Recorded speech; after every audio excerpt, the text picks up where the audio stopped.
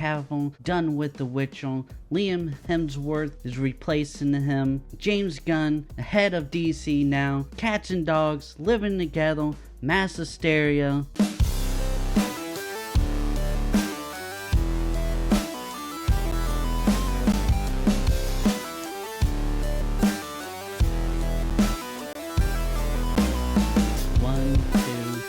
Hey everyone, welcome back to Geeking Around. I'm Lewis Michael, and make sure you like and subscribe so you don't miss any new videos, and it helps support the channel. So yeah, Henry Cavill is no longer, after season 3, gonna be playing Geralt of Rivia in the Netflix Witcher series. Came a big shock to a lot of people, and at first people thought it because he was back as Superman there'd be, schedule conflicts and stuff, but now we got new reports about it, and so this is something that a lot of people kind of expected after hearing some of his interviews over about season 2 of The Witcher and stuff. So let's get into this and see what all this is about. The Witcher reports reveals new details on Henry Cavill's leaving. Last week, Netflix announced that Henry Cavill was leaving his role as Geralt of Rivia in The Witcher following season 3. Taking over the role for season 4 and beyond will be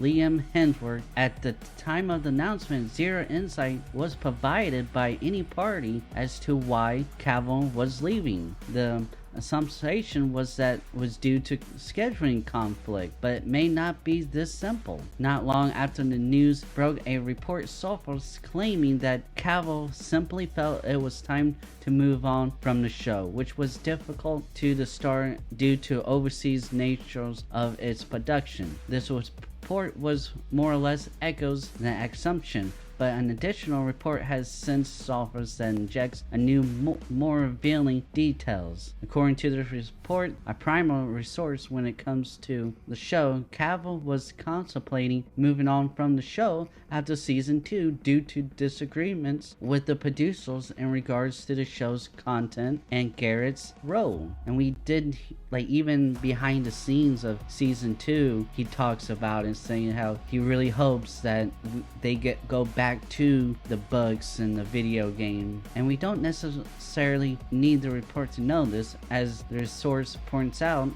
Cavill expressed his frustration throughout the promo tour for the second season. Yeah, in a lot of interviews he's talked about he had a lot of disagreements with the writers and the producers about a lot of the stuff. I know Roach, the horse dying, and they kind of wanted it to make it as a joke, and Henry Cavill was like, no, we have to do something special because he's like a second character in the books and the video games. Like when I play any other role-playing games, let's say Skyrim, I'll name my horse Roach because Roach is so, he's always such an important character in the video games and novels. The toughest part for me was finding that balance between the showrunner's vision and my love for the books, and trying to bring that Geralt to the showrunner's vision, said Cavill. It's about creating a fine line there. It is the showrunner's story, so it's an adaptation. The tricky part for me was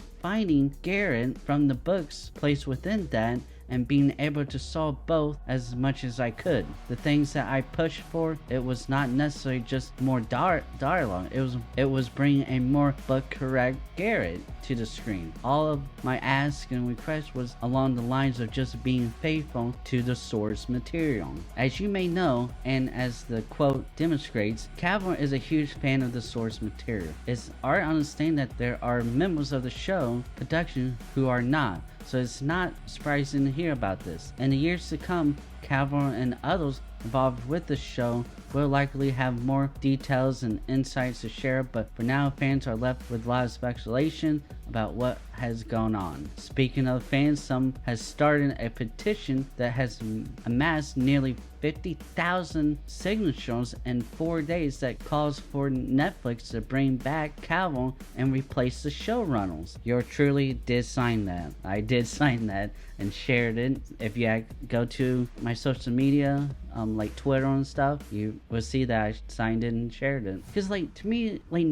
Henry Cavill was the perfect Garrett. He got a good mix between the books and the video games, and still kind of gave his own little spin to it. Like, he was perfect. It was like the Batman in Batman the Animated Series, where every Batman before that was all combined into this one perfect Batman, and Henry Cavill did that with Garrett. So to me, and a lot of people was watching that show for Henry Cavill. I mean, the other actors are great and stuff, but Henry Cavill was the the main star. He was the biggest well-known star as well, so a lot of people went there to watch him. They don't care who the what the writer's vision is for this series. They care about Henry Cavill. They care about Garrett of Rivia. And so yeah, to me, and we keep seeing stuff like this where the writers and the producers will take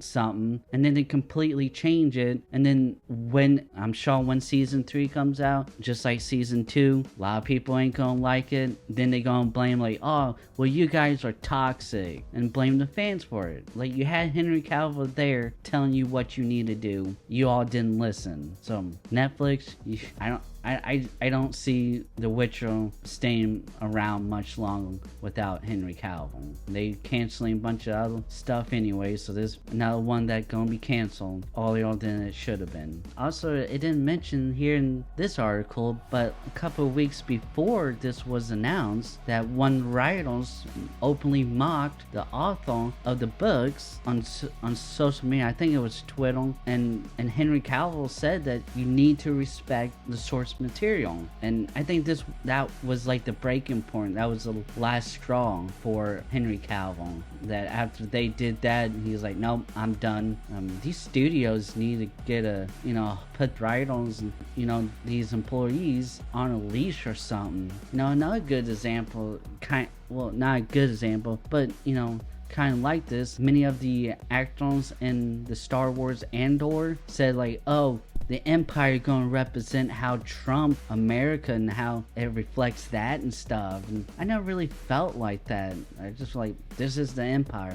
I don't know, maybe that's what the creator was trying to do. I didn't see it like that, and a lot of people got put off by that. Another one, the other actress, said that her role is about all the men didn't like her and kept her from being promoted and stuff. And then when I watched the show, I'm like, it's not necessarily just the men. I mean, just because your boss is a man he's not giving you a promotion because you're a female. He wasn't giving you a promotion because you wasn't following the protocol. But eventually they pretty much end up allowing her to get a promotion. So I mean, I don't know why even say that. Kind of like, oh, this is gonna be another Star Wars woke thing. And so a lot of people was put off by it, and it didn't help how Obi-Wan and Boba Fett shows was awful. So a lot of people not watching Andor because the stuff that the writers and actors and stuff said. Also, James Gunn is the head of co-head. He's the co-chair and co-CEO of DC, and be overseeing all of DC movies, TV shows, and animation. The dude is a really talented director. I'm not trying to say that, but his style, what we see with Guardians of the Galaxy, the Suicide Squad, to me, I just don't think it works with DC. Change it from DC Films to DC Studios. They changed it from DC EU to DCU. So a lot like Marvel Studios, a lot like the MCU. I just hope that it doesn't come like Marvel. I mean, that's why I love Zack Snyder's stuff, because it wasn't just something that they was trying to rip off of Marvel. And to me, the few movies that did try to do that wasn't very good DC movies. So. But what do you guys think about this? Do you agree with this petition about Netflix bringing back Henry Cavill and replacing the show's writers? Will you be watching The Witcher without Henry Cavill in it?